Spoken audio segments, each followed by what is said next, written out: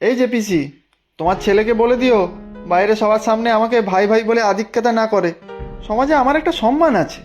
যত্তস্ব। কি করব বল, ছেলেটাকে কত বোঝাই। জানিসই তো আমার ধনেশের মনে কোনো ঘোর প্যাচ নেই। তুমি আর ওর দোষ দেখো না পিসি। ওর মাথায় বুদ্ধি নেই সেইটা বলো না। বোকা বলদ একটা, সব সময় এমন কিছু করবে যাতে আমার বন্ধুরা সব খিল্লি করে। সবাই বলে তোর দাদা না তো একটা গাধা। লজ্জায় আমার নাক কাটা যায়। সবই আমার অদৃষ্ট। তাহলে অমন ফুটফুটে ছেলেটা কেমন হাবা গোবা হয়ে গেল। তুমি তো বাড়ি বসে কেঁদেই খালাস, এদিকে আমাদের লজ্জার শেষ নেই। আর বাবার কথা ভাবো তো, এই অঞ্চলের কত সম্ভ্রান্ত মানুষ, লোকে কত খাতির করে, সেখানে তার ভাগনা হাটে বাজারে রাস্তাঘাটে শুধু লোকের তামাশার পাত্র হচ্ছে। ছেলেটা তখন সেই বাড়ি ফেরার পর থেকেই মুখ ভার করে বসে আছে। দুপুরের খাওয়াটা পর্যন্ত খায়নি। তোকেও বলি চিন্টু, যেমনই হোক তোর তো সম্পর্কে দাদা হয়, একটু তো সামলে রাখতে পারিস। আমার দায় পড়েছে, অমন দাদা থাকার থেকে না থাকাও ভালো। বাবা তো বলেই সেই দুর্ঘটনায় এত কিছু হলো, রমেশটাও মরলে ভালো হতো। হায় রে ভগবান, এমন কথাও আজ আমার শুনতে হলো। কেন বাঁচিয়ে রাখলি আমাদের? আমরা দুজনও হারিয়ে গেলে শান্তি পেতাম, এমন দিন তো আর দেখতে হতো না। উফ, এই তোমার আবার মরা কান্না শুরু হলো। যবে থেকে তোমরা দুজনে এ বাড়িতে এসেছো তবে থেকে বাড়িটা একেবারে নরক বানিয়ে রেখেছো। বলে দিও তোমার ছেলেকে, যদি আবার আমার পিছু পিছু যেতে দেখি তাহলে কিন্তু মেরে ঠ্যাং ভেঙে রেখে দেবো। বল বল, এখন অনেক বড় হয়েছিস তো। কেন, এ বাড়ি কি আমার বাবার বাড়ি নয়? আমার কোনো অধিকারই নেই?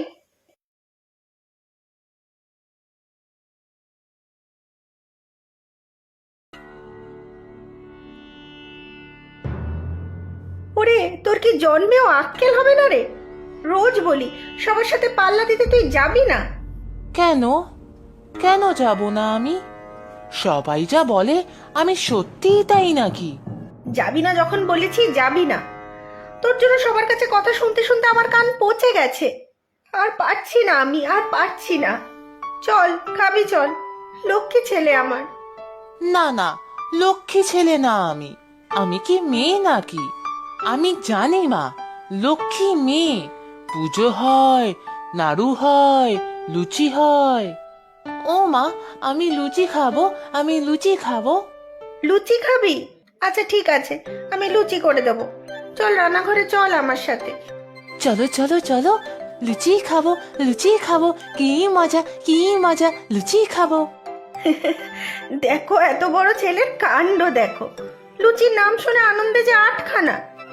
আর এতক্ষণ মুখ গোমরা করে বসেছিল পেঁচার মতো। প্যাঁচার মতো না গো মা, গাধার মতো। দেখো না, সবাই আমাকে গাধা বলে।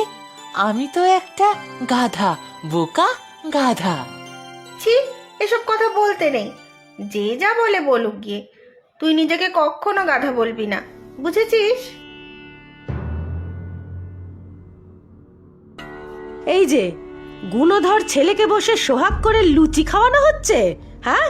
বলি পেয়েছটা কি তোমরা মা ছেলেতে? কেন বৌদি, কি হয়েছে? সে তোমার ছেলেকেই জিজ্ঞাসা করো। বলি এই ছেলে, তোর মামার জামা কাপড় যে শুকোতে দিয়েছিলাম সেগুলো কোথায় শুনি? মামার জামা কাপড় এখন এখন সব শান্তিতেই আছে। এই, ঠিক বুঝেছিলাম, এসব তোরই কীর্তি। বল, কোথায় সব জামা কাপড়? তোর মামা আজ সন্ধ্যেতেই ওসব ধুতি পাঞ্জাবি পরে অনুষ্ঠান বাড়ি যাবে। ঠিক জানতাম মামার সব ভালো জামা কাপড় ওগুলো, তাই তো সব নিয়ে রেখে এলাম। হতভাগা, কে তোকে রাখতে বলেছিল? কোথায় রেখেছিস বল তাড়াতাড়ি। আমাকে বকছো কেন? তখন দুপুরের রোদে দেখি মামার ভালো ভালো জামা কাপড় সব দড়িতে ঝুলে আছে। হাতে ধরে দেখি কি গরম হয়ে গেছে ওগুলো। তাই হ্যাঁ, তাই তাই কি করেছিস বল তাড়াতাড়ি।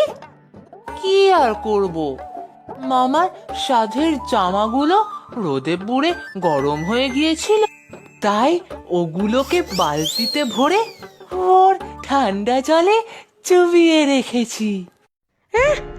কি সর্বনেশে কাণ্ড গো! এত কষ্ট করে ধুয়ে জামাগুলো শুকোনোর জন্য রোদে মেলেছি, আর এই গাধাটা সব জলে চুবিয়ে রেখেছে।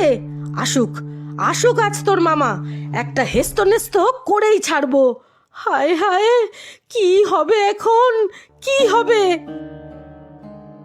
ছি ছি ছি, এ কি করেছিস তুই? মাথায় কি তোর এক ফোঁটাও বুদ্ধি নেই? হে ভগবান, তুমিই বলো কি যে করি আমি এই ছেলেকে নিয়ে।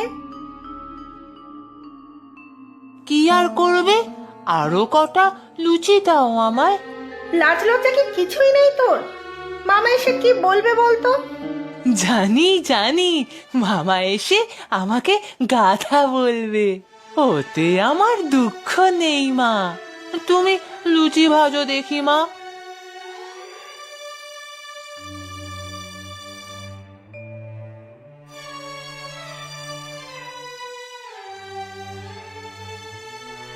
কিরে নির্মলা, আবার কাঁদছিস কেন? ছেলেটাকে নিয়ে আর পারছি না বাবা।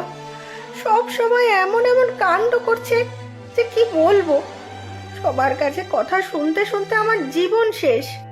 ধনেশকে নিয়ে অত ভাবিস না মা, খুব সরল মনের ছেলেও, দেখবি পরে সব ঠিক হয়ে যাবে। তুমি তো সব সময় বলো বাবা পরে ঠিক হয়ে যাবে। পরে আর কবে বাবা? সবাই শুধু হেনস্থা করে আমাদের দুজনকে।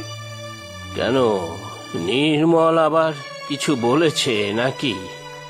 না দাদা আজ এখনো কিছু বলেনি, তবে চিন্টু আর ওর মার এক প্রস্ত হয়ে গিয়েছে। অবশ্য দোষ তো আমার ধনেশেরই। চিন্টুটা আজকাল বড় লায়েক হয়েছে, টাকা পয়সার দরকার পড়লে সামনে দাদু দাদু বলে, আর পেছনে